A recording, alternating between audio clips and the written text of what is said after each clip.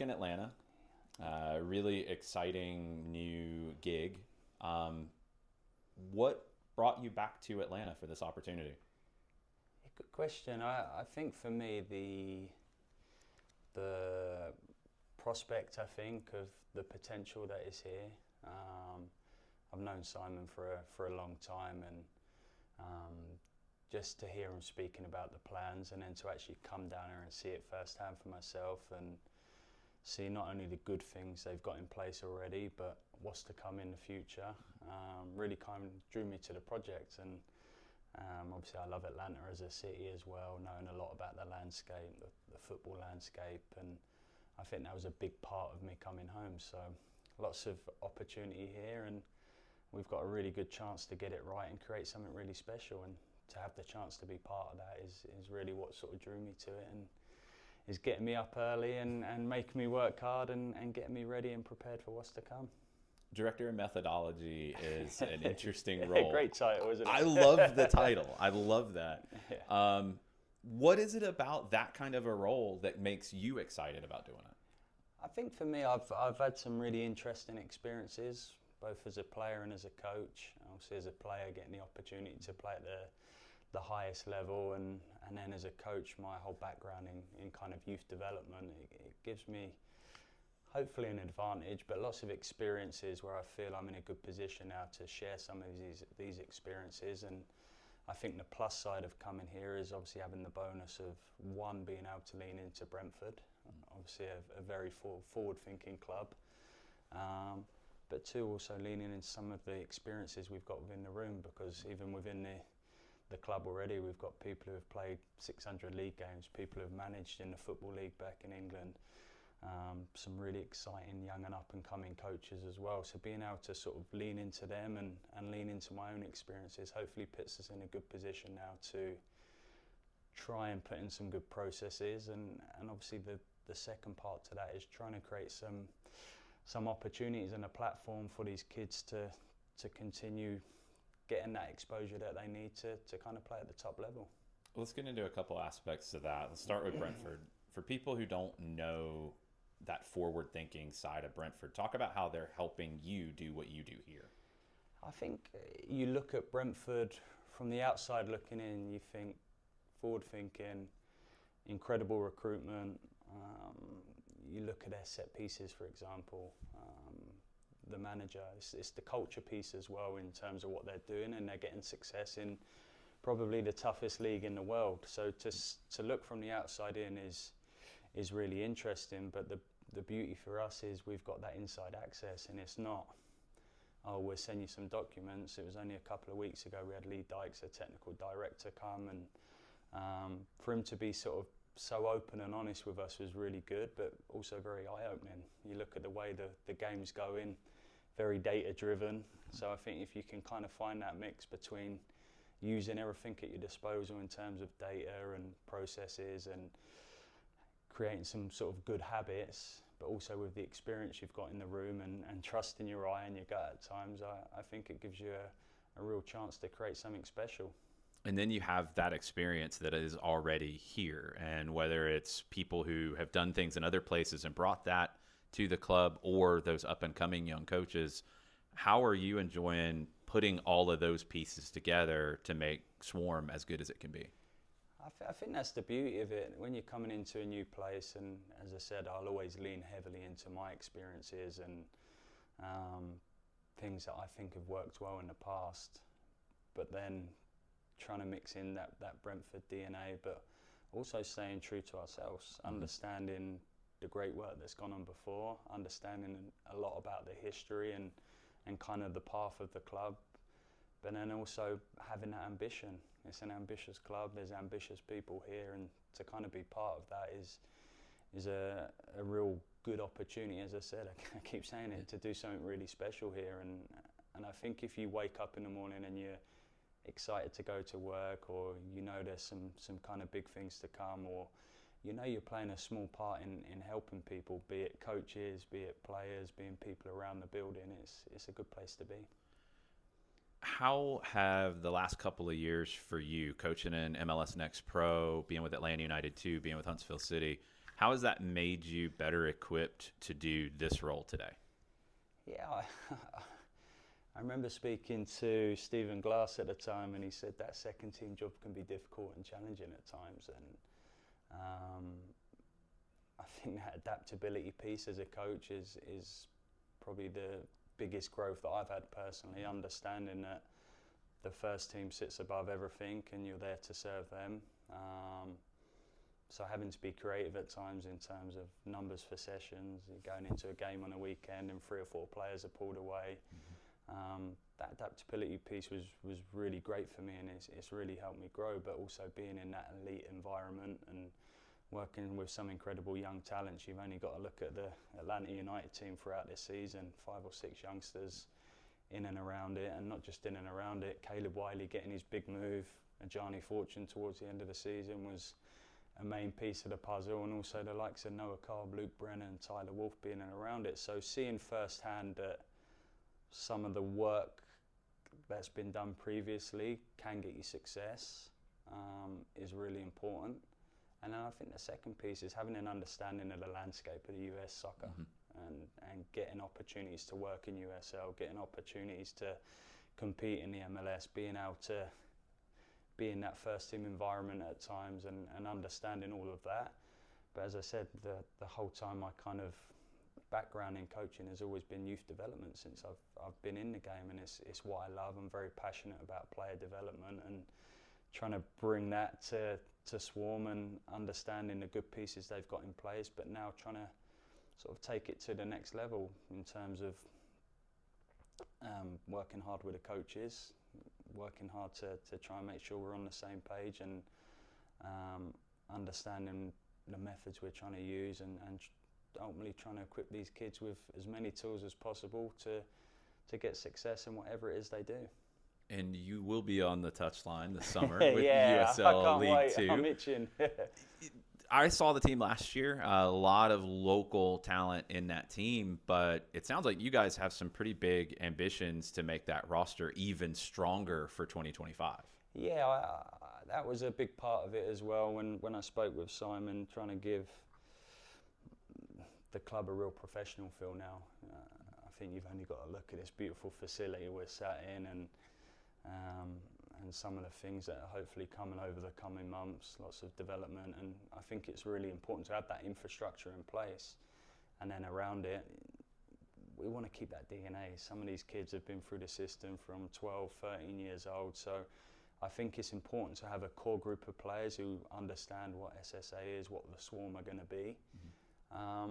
But now we're in a position where we can get really creative in terms of recruitment and leaning on contacts both here, but also in England. There's no point us having that partnership with Brentford if we're not going to kind of delve into it. And it's great that we've got the support behind us in terms of the hierarchy. They are going to back us if we get the opportunity to bring a couple of interesting pieces in. And obviously long term, I don't think it's a hidden secret that there are ambitions to create a pro pathway here for the players and for the club. So yeah, it's really exciting, and obviously on paper it looks great. It'll be interesting when the first game starts, but we've got a really good group of young players who are sort of close to committing already, and hopefully we can add some good pieces to it. And the ultimate aim is to try and be competitive, and I suppose set some foundations in place for what is potentially to come further down the line. What I love is that ambition doesn't just fall on the men's side either. The women's side and the W League side this summer with Jordan Davis, that's a very good group. You've got a U.S. futsal women's national team player in that group, and Carly Banks. No, it's great, and a big part of when I come in, Simon spoke very openly about the parity between the men's and the women's side. You see it throughout the youth programs, whether it be the NAL, whether it be the MLS Next teams. There is that real parity piece, and I think you see the growth of both sides of the games, and being able to be around that and play a part in that has been really positive for me. And yeah, Jordan's been great, and we're trying to mirror and match up as best we can, and try and find the best way forward as a club. I think looking at last summer and heading into this summer, what are some of the biggest things that you're hoping to change and maybe improve upon as you head into this summer? Yeah, I've been leaning on Gaz a lot. Obviously, he's such a big character, isn't he? And obviously, trying to keep some of the good work and the good processes he's put in place, but also add my own spin to things. And been working a lot recently with the coaches within the younger teams, and we've been working hard on a game model and style of play. And obviously, I think when you talk about it or it's a document, sometimes it is just that. And now it's probably also an opportunity for some of the younger players and the other coaches to hopefully see that this is how we want it to look. And I think that could be a very powerful piece. And I think alongside it, any coach wants to win games, don't they? We want to be successful and obviously push for the playoffs and go as deep as we can in terms of that. And obviously it's another opportunity as well to give these young players exposure. We want to expose them to difficult situations, tough games, and give them a good experience. So whatever happens or whatever's coming here in years to come, they've also always got good feelings about this place, and there's hopefully opportunities for them to come back. How do you balance bringing in some of those players from the youth side who have been through the youth system developing up, and then bringing in players who are on leave from college and trying to get them some experience in the summer? How do you find the balance of bringing those players in and then incorporating some players that come in for the summer? Yeah, do you know what? It's actually going to be a really good challenge for me because we get a very short amount of time with the players before we start. The positive thing is we've got some really talented alumni who've obviously gone off to college and done well. And the great thing is I got to see them in the U20 finals down at IMG last month. So to see a lot of them firsthand and to see what they're like, not only as players but around the pitch, and there were some interesting games down there as well. I think that's a very easy transition for me to say, look, bring them back. They've been successful. They're good people, and obviously they understand the expectations already around what it is to play for this club. But alongside that piece, we've also got an opportunity now to bring in some pieces from elsewhere and lean into connections, be it here in the US or back in England. I think with that link with Brentford, obviously we're going to lean on that heavily, and we're actually going over in April to spend some time there and be around the first team in the academy, see how they're working. But we've also got a chance to put on a trial day, so hopefully we'll get a lot of talent coming there. And the great thing alongside that is the club are willing to support bringing some players over and putting them into this environment as well. So not only with the good alumni, with the good top talented U19s, U17s, one or two extra pieces, hopefully we'll be in a position where we've got a good team but also an exciting team. Yeah, I think people have seen how I enjoy playing football. I like to be aggressive, I like to be on the front foot, we like to commit bodies forward, and hopefully we can bring a piece of that here, and long term hopefully it will bring success. With aspirations to further grow Southern Soccer Academy, with everything from pro side to the youth development, everything with Brentford, how important is this summer in USL League 2 going to be to that overall project? Oh, it's massive. There's no hiding behind it. I think you look at the ambitions of the club and where we want to go.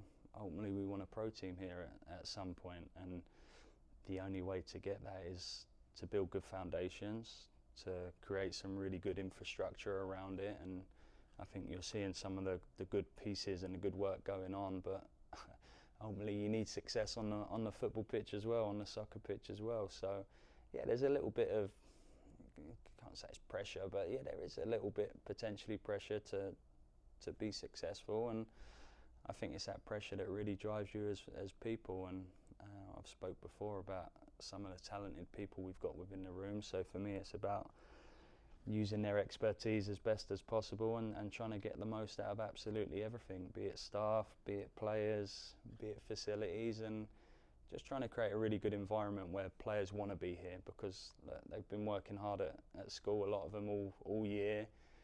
Sometimes it's difficult to come into the summer for a short league, a short amount of time, and if they're not in the team or training's a bit stretched, or sometimes it's an interesting situation for them to be in. So we want to try and create an environment where they want to be here. They feel like they're learning, they feel like they're working hard, and they feel like they're getting that exposure that they deserve.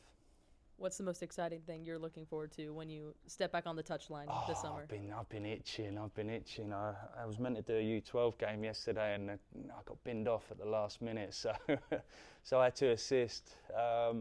No, I think I'm in that place in my career still where I love being on the grass. I feel that's my strong point, be it training, and obviously the game at the end of the week is the bonus. That's what you live for. That's what's really exciting, and I miss them nerves before the game. I miss the pressure moments within the game. So to get the opportunity to be out there in some high pressure moments again is something I'm really looking forward to.